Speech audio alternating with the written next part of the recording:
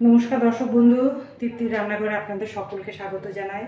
আশা করি সকলে ভালো আছেন, আমিও ভালো আছি। আজকে নববর্ষ, পয়লা বৈশাখ। তাই পয়লা বৈশাখে সকল দর্শক বন্ধুকে জানাই আমার অনেক অনেক ভালোবাসা, শুভেচ্ছা। বড়োদেরকে জানাই প্রণাম, ছোটোদেরকে জানাই ভালোবাসা। এই বলে আজকে রেসিপিটা শুরু করছি।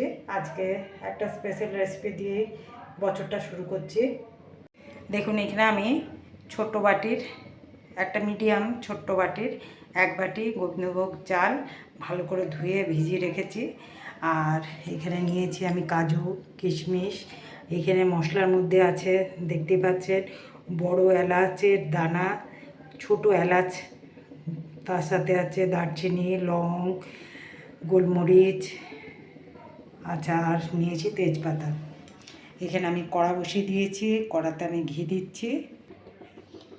দেখুন, এখানে এই চামচের 1 চামচ আমি ঘি দিলাম।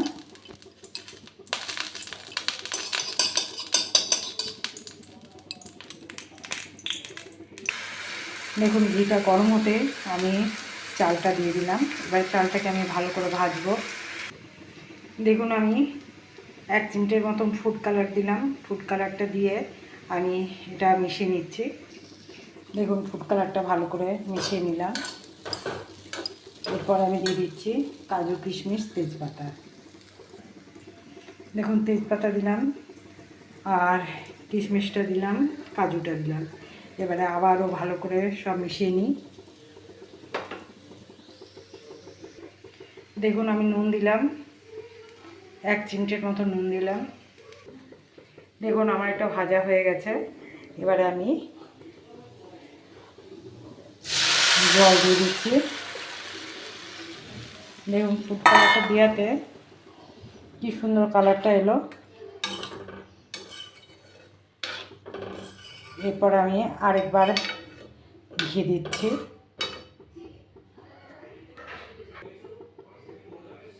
দেখুন, আমি আবার 1 চামচ ঘিয়ের সাথে দিলাম। এবারে ভালো করে সব কিছু মিশিয়ে নিচ্ছি।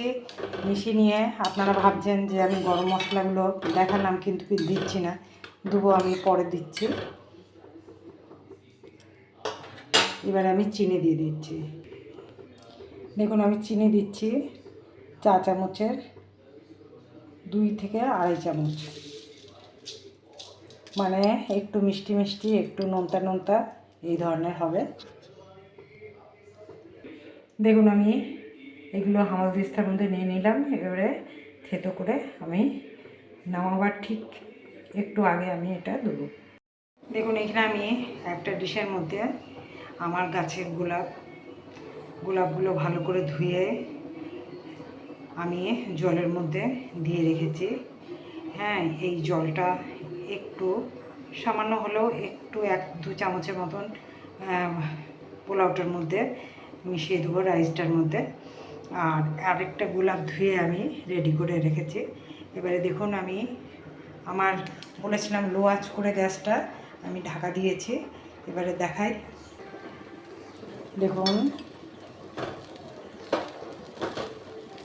একদম সব কিছু রেডি হয়ে গেছে। চালটাও দেখাচ্ছি, এই দেখুন, চালও সিদ্ধ হয়ে গেছে। এবারে আমি বাটিতে সার্ভ করে নিই।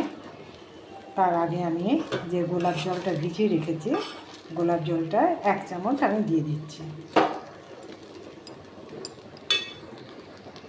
দেখুন, আমি যে এখানে থেতো করে রেখেছি এটা আমি এবারে দিয়ে দিচ্ছি। দেখুন, আমি বাটিতে সাজিয়ে নিয়েছি। এরপরেও দেখতে কি ভালো লাগছে না, এরপরেও দেখাচ্ছি। দেখুন বন্ধুরা, আমার রোজ রাইস কীরকম লাগলো, নববর্ষে নতুন নাম দিলাম, নতুন রেসিপি করলাম।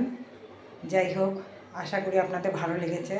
যদি ভালো লাগে তাহলে অবশ্যই একটা লাইক করবেন, শেয়ার করবেন, অবশ্যই সাবস্ক্রাইব করতে ভুলবেন না।